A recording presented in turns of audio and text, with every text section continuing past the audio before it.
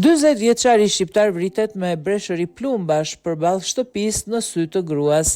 Një ngjarje e rëndë tronditi lagjen ma kampanjën në Francë mëngjesin e 24 shkurtit. Mediat vendase bëjnë me dije se shqiptari Elisa Liaj, 40 vjeç, është ekzekutuar me armëzjarri para banesës së tij rreth orës 7 të mëngjesit. Si çdo ditë, ai ul në timonin e furgonit të tij gati për të nisur ditën e punës si instalues kalldajash dhe hidraulik.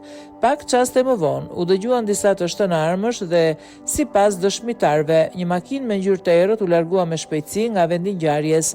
Bëjnë me dije mediat franceze. Sipas policisë, Alia u qellua 3 herë në këmbë dhe kraharor.